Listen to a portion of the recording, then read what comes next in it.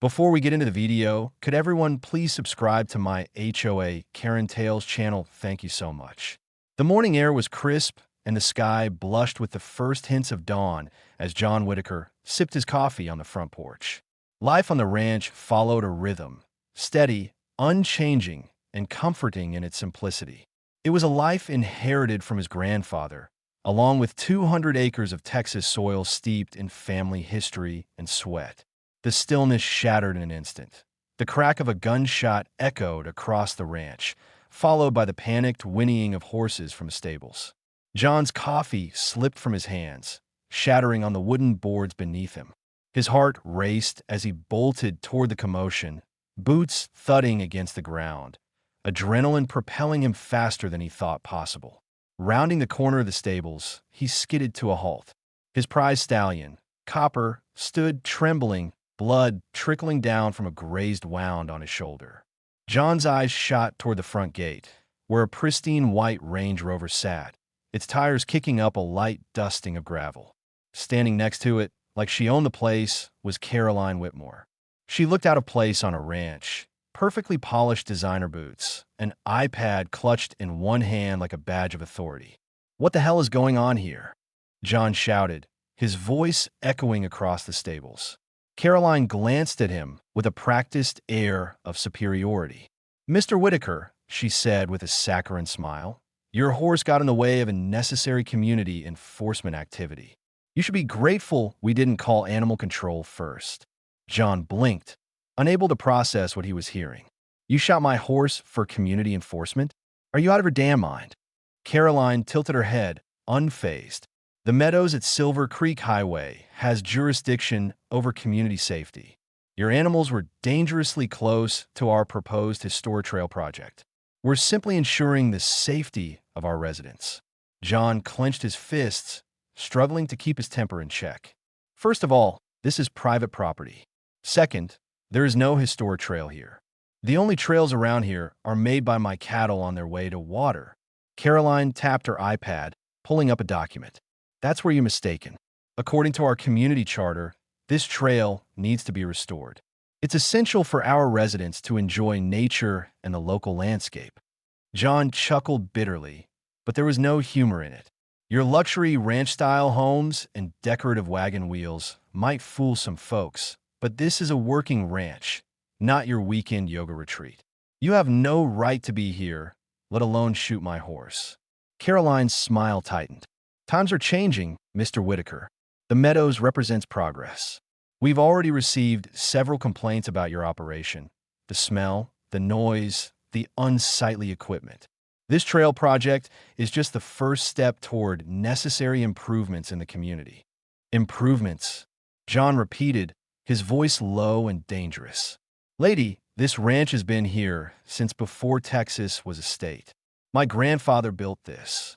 Neighborhood barbecue, according to Municipal Code 47.3, livestock must be kept at least 500 feet from residential properties. Your cattle pen clearly violates this ordinance." JN folded his arms across his chest.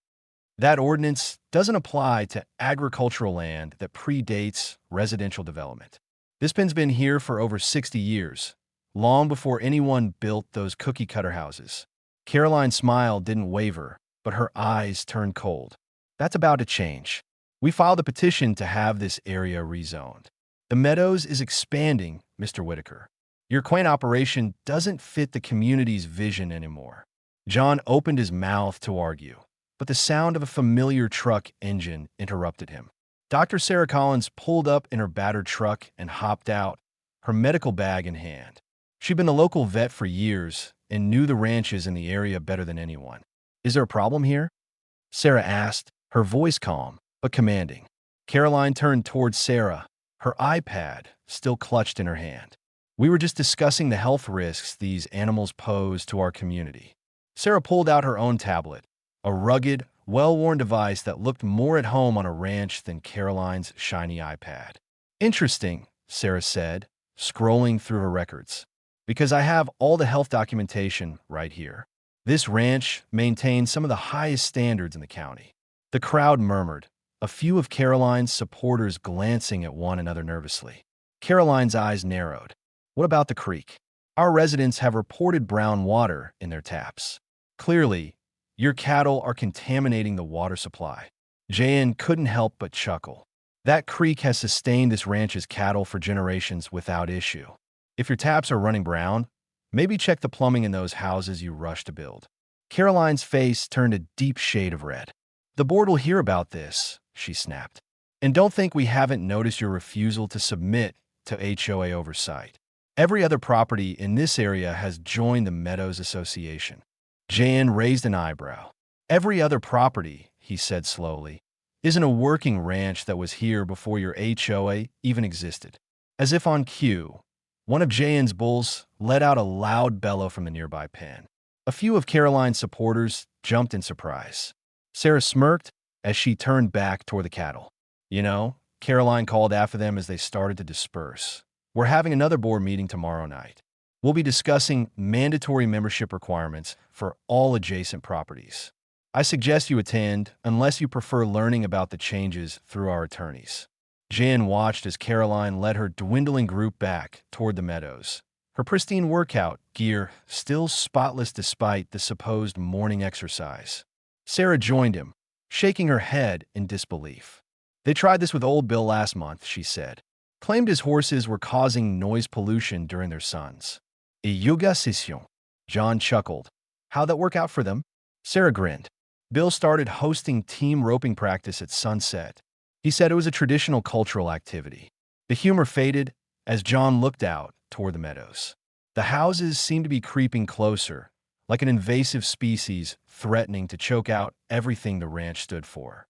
This isn't just about rezoning, Sarah said quietly. I've heard rumors they're planning to force everyone to pipe their water through the HOA treatment facility at their rates, of course.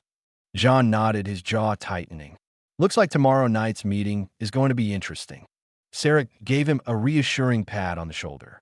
I'll be there, and so will half the ranchers in this county if you need us.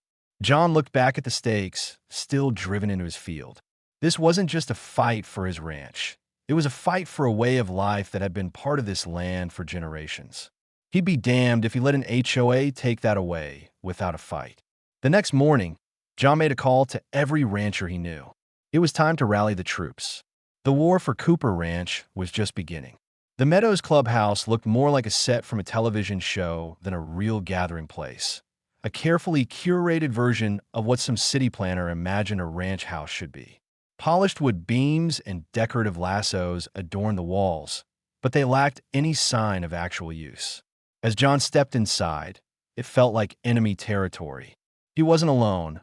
Old Bill McCarthy sat next to him, his weathered hands folded on the table in front of him, eyes sharp despite his years. On his other side was Dr. Sarah Collins, armed with a stack of environmental impact reports. This wasn't just about standing their ground. It was about proving once and for all what the HOA was really up to. At the front of the room, Caroline Whitmore stood tall, her iPad hooked up to a giant screen displaying aerial images of John's ranch. The red circle she pointed on the map made it look as if the ranch was some dangerous intrusion into the pristine community. As you can see, Caroline began, her voice dripping with confidence, the Whitaker property is actively preventing our community's natural growth.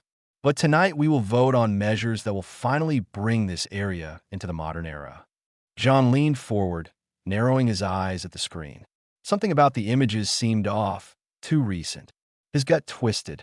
You've been flying drones over my property, he said, interrupting her. Caroline smiled sweetly. We have every right to document violations. Speaking of which, let's talk about your dangerous animals.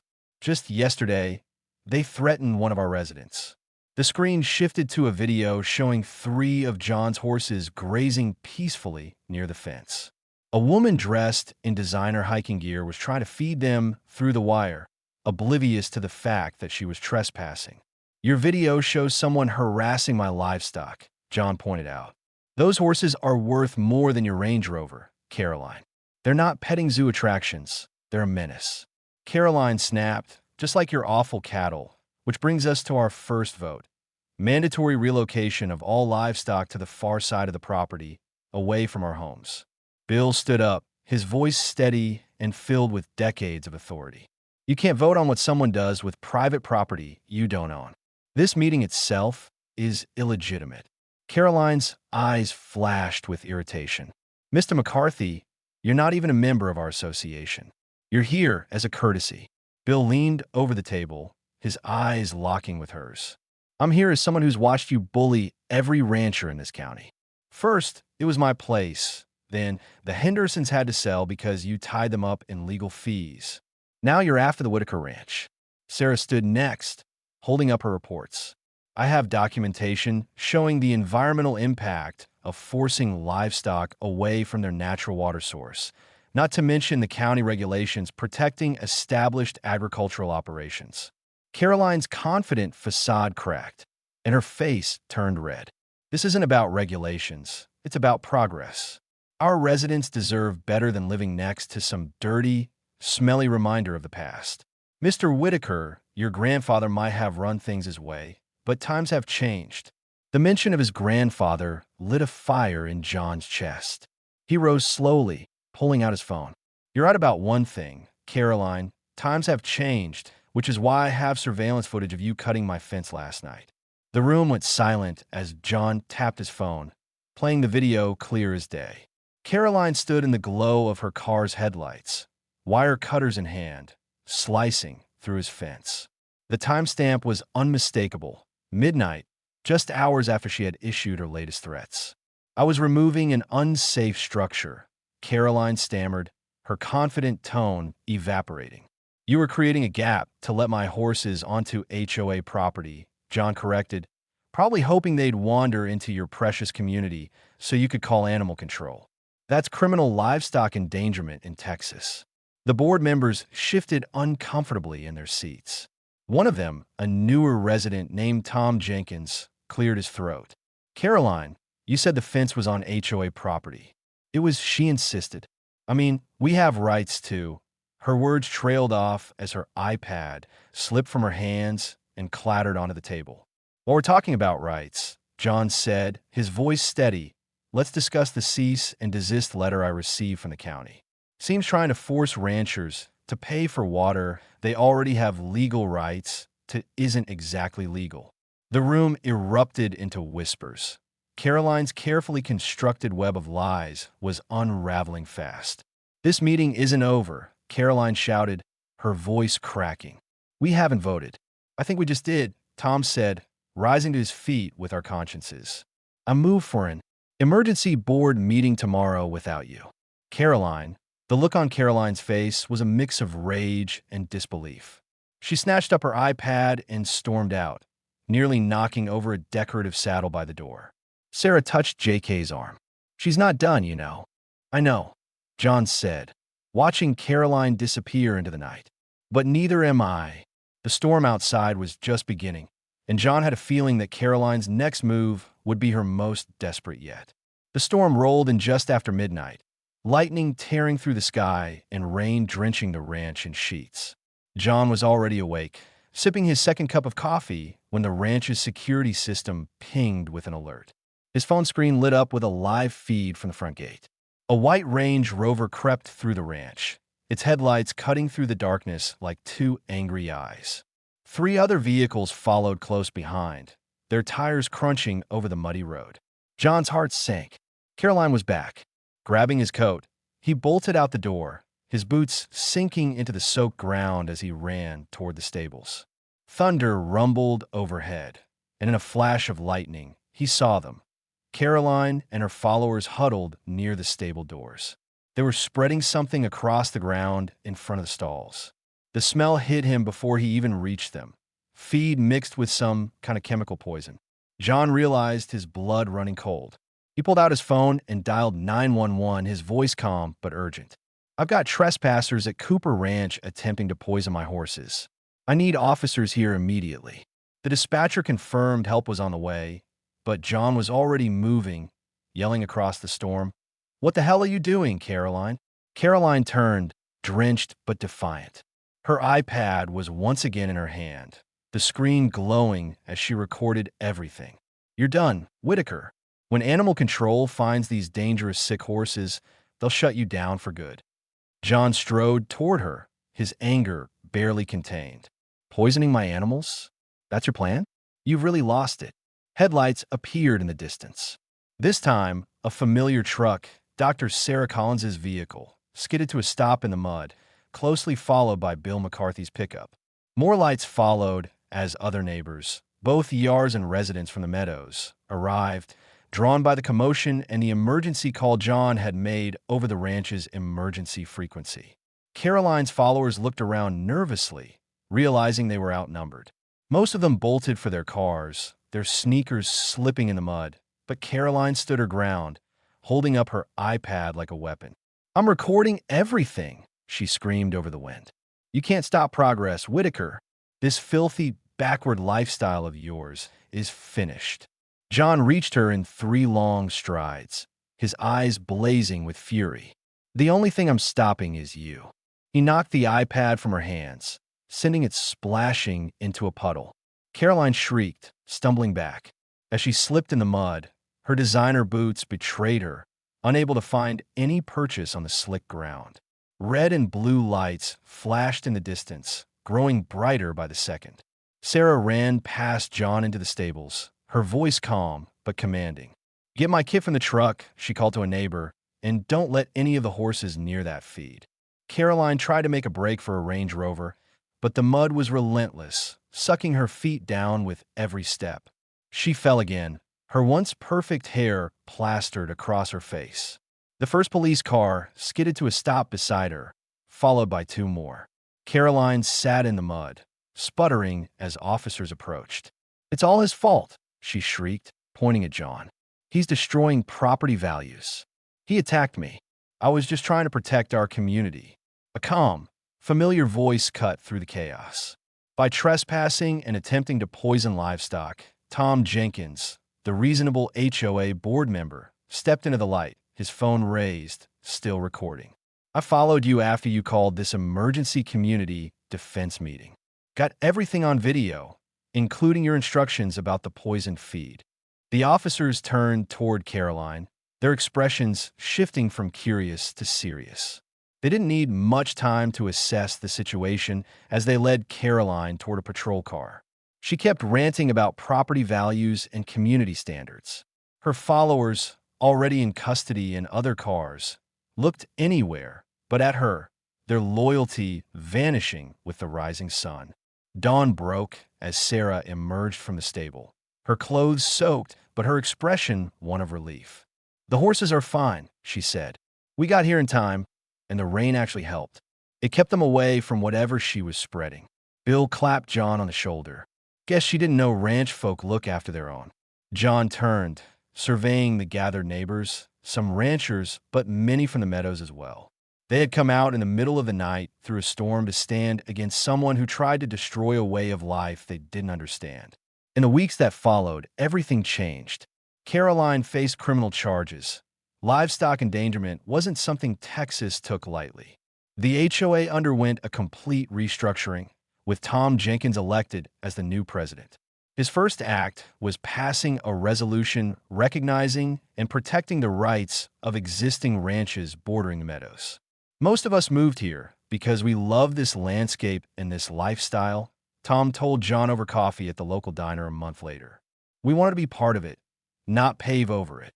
John nodded, understanding the sentiment all too well. His grandfather had always said, "Good fences make good neighbors, but good neighbors make fences unnecessary." Now, the Meadows residents brought their kids to the ranch to learn about ranch life. Community events blended the old and new, and Sarah started a program teaching horse care to families interested in ranching. Anchoring as for those historic trail markers Caroline had tried to use as weapons. John and his neighbors repurposed them to line a real trail, a place where people could walk, learn about ranching history, and experience this way of life up close. Every morning, John still checked the fences and tended to his horses, watching the sun rise over the land that had been his family for generations. Only now, when he waved to his neighbors, they waved back, understanding that preserving tradition didn't mean resisting progress. It meant protecting what mattered while welcoming change that respected the heart of the place. The war for Cooper Ranch was over, but its legacy was just beginning. In the days following Caroline's dramatic arrest, the air around the ranch felt lighter. The constant tension that had hung like a storm cloud over the land for weeks had lifted. John stood at the edge of his property, watching the sunrise cast a golden glow over the fields. His horses grazed peacefully, oblivious to the battles that had been fought to keep their home safe. Tom Jenkins, now the newly elected president of the Meadows HOA, had wasted no time making changes. The first official board meeting without Caroline was held in the community clubhouse, but this time the mood was far different. "We're here to move forward," Tom said at the start of the meeting. "Most of us came to the Meadows because we love this landscape. We want to be part of it, not tear it apart." His words were met with nods and applause. Among the first resolutions passed was the official recognition and protection of the ranches bordering the Meadows. Ranchers like John were no longer seen as obstacles, but as essential parts of the community's identity. Later that week, Tom visited John at the ranch. They stood side by side, sipping coffee on the porch, watching the horses wander the pasture. "We're organizing a community event next month," Tom said, "a sort of old meets new celebration. We'd love for you to host a tour of the ranch." John raised an eyebrow. "A ranch tour, huh?" Tom grinned. "Think of it as an olive branch, a chance for folks to see what ranch life is really about." John nodded slowly. "I think I could do that." The following weeks were a flurry of activity. Sarah Collins spearheaded a new program teaching horse care and basic ranching skills to local families, while John and Bill helped organize guided tours of the property. The old historic trail markers Caroline had tried to use as a power play were repurposed to create an actual walking path along the creek. Signs were posted along the trail, telling the story of the ranch's history and the role it had played in the community's growth. The event was a massive success.